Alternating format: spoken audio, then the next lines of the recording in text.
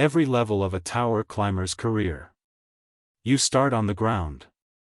No tower time. No trust. Just a hard hat, gloves, and a structure that disappears into the sky. The crew does not care if you are brave.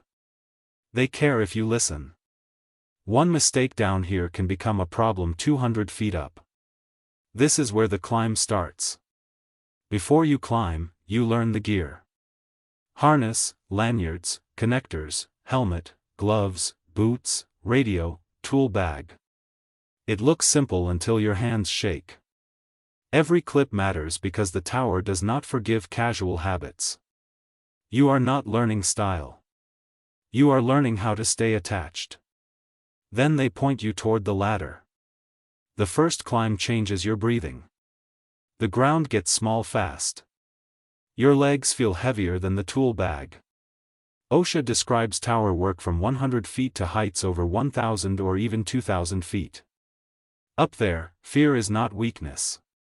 Fear is information. The next level is learning to work anyway. Starting pay is not the fantasy number. Many beginners are near the low end of the trade, learning on the ground, traveling, carrying gear, and proving they can be safe. The money comes later. First, you earn trust, hours, and scars on your hands. Then the crew lets you do more than watch. The rookie looks up and thinks about height. The certified climber looks up and thinks about sequence, weather, anchor points, tools, and rescue. Same tower. Different brain. That is the first real difference in this career. You stop seeing the climb as a stunt and start seeing it as controlled work. Surviving the first day does not make you a tower climber. It only proves you did not quit immediately. Your shoulders hurt. Your hands burn. Your stomach still remembers the height. But now you know the truth, this job is not about looking fearless. It is about coming down safe. Then comes training. Authorized climber. Fall protection. Rescue basics. Equipment inspection. Communication. This is not motivational content. This is the part where instructors make sure you understand what gravity does for a living. You learn the rules before the tower teaches them the hard way. Then the drills start. The drill is slow on purpose. Step. Clip. Move. Stop. Check. Breathe. Nobody wants speed from a beginner. Speed without discipline is how people get hurt. Your body wants to rush because height feels wrong. Training forces you to slow down until the sequence becomes automatic. Then they make you repeat it. Rescue training is where the mood changes. You are not just climbing for yourself anymore. If somebody freezes, slips, or gets stuck, minutes matter. You do not get to panic loudly. You get to follow the plan. The job pays for calm hands because calm hands are rare when the ground is far away. Fall protection is not optional decoration. OSHA guidance talks about classroom work, hands-on training, equipment use, self-rescue, hazard recognition, and refresher training. That is the boring part people skip in stories. But boring keeps people alive. Before you become valuable, you become trainable. That is the first certificate that matters. The trainee asks, "Can I climb that?" The authorized climber asks, "What is the plan?" That shift matters. You are still low on the ladder, but now you understand the language of the job. Harness. Rescue. Weather. Clearance. Crew communication. The tower is still dangerous. You are just less useless around it. Getting authorized feels good for about 5 minutes. Then you realize it only lets you start learning the real job. Nobody hands you the top of the tower.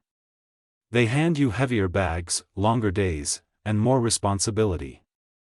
But now your name can go on the crew list. That changes everything. At TTT-1, you can perform tasks on telecommunications sites under direct supervision. That phrase matters. under supervision. You are useful, but not independent. You carry hardware, assist installs, prep lines, follow instructions, and learn why tower crews move like teams. Your next raise depends on whether people trust you above their heads. Your first antenna assist is not glamorous. You hold, guide, tighten, wait, and listen. The equipment feels heavier when the wind pushes it sideways. Every movement has to be deliberate because the tower is a bad place to improvise. This is where ground confidence either becomes working skill or disappears. Wind is not background noise. Wind pushes tools, panels, cables, and people. A task that feels simple on the ground becomes a fight in the air. Your arms burn. Your legs lock. Your brain keeps measuring the drop. The job teaches you quickly, height is not the only danger. Exposure is. The median for radio, cellular, and tower equipment installers is around $64,000 a year. That is not free money.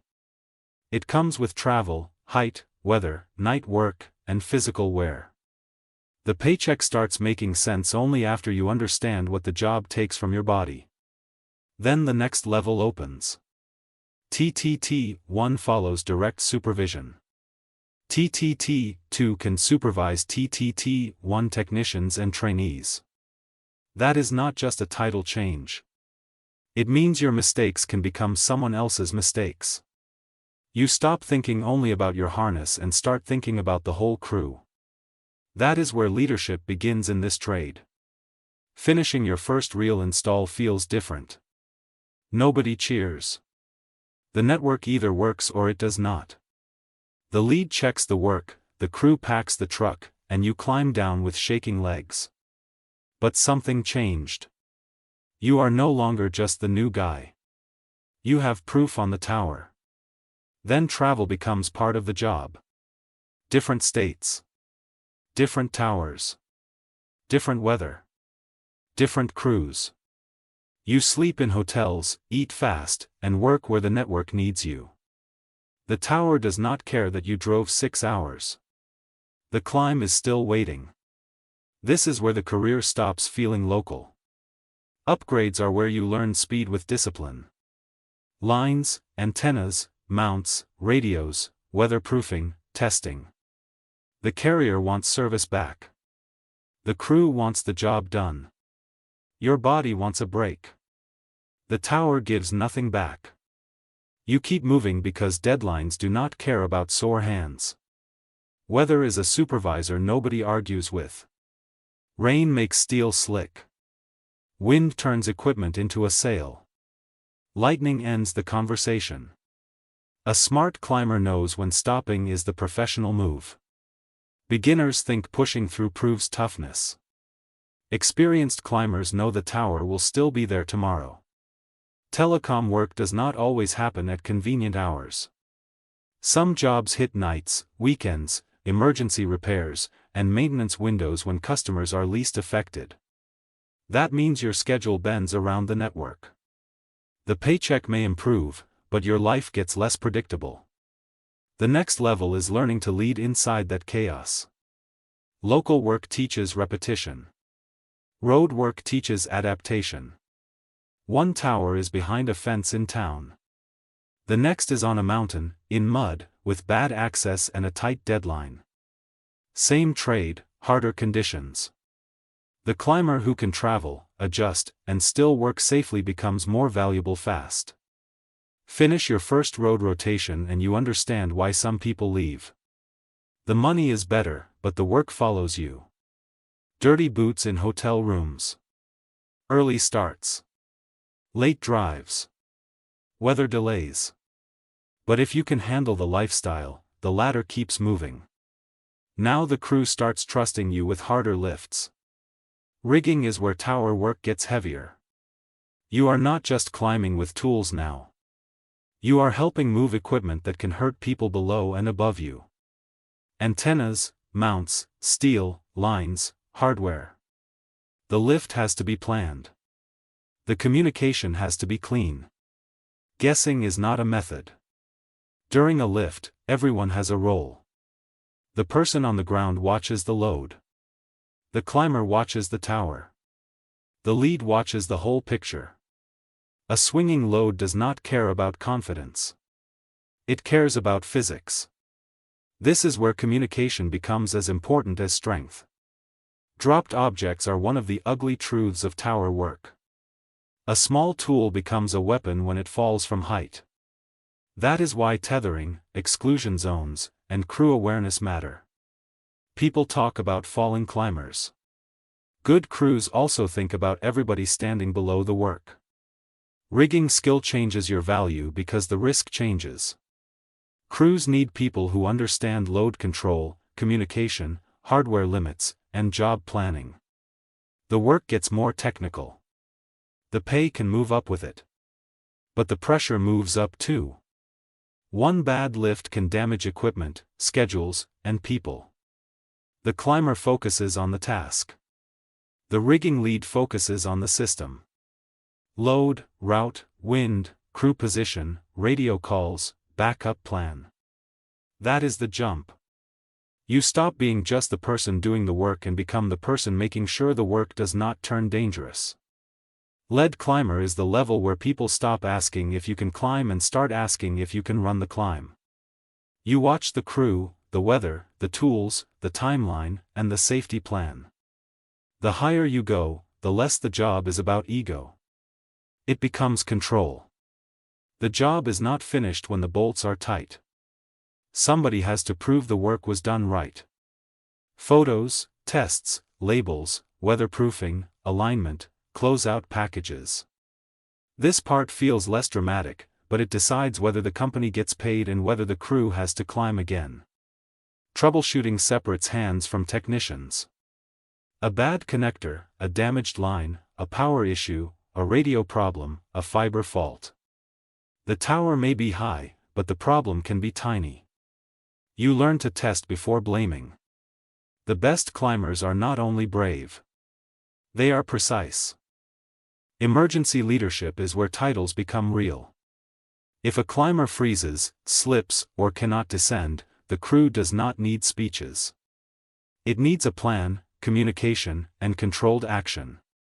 This is why training is repeated. You do not rise in this trade by acting fearless. You rise by keeping people alive. Here is the number people wait for. The top end of telecom technician wages can push past $99,000 a year, and experienced leads, specialists, and contractors can reach six-figure territory when the work, travel, responsibility, and risk stack up. But it is not magic. It is years of height, weather, deadlines, and decisions. Crew leads manage the climb. Contractors manage the business around the climb. Insurance, bids, equipment, payroll, safety records, clients, deadlines, and mistakes with price tags. The money can grow, but so can the liability. At the top, you are no longer just selling labor. You are selling judgment. Tower climbing can pay more than people expect, but it charges in height, travel, weather, training, and nerves. You start carrying gear on the ground. You end by running crews, projects, and risk. Every level has a price. Which level surprised you most? Subscribe, and hit like for the next career breakdown.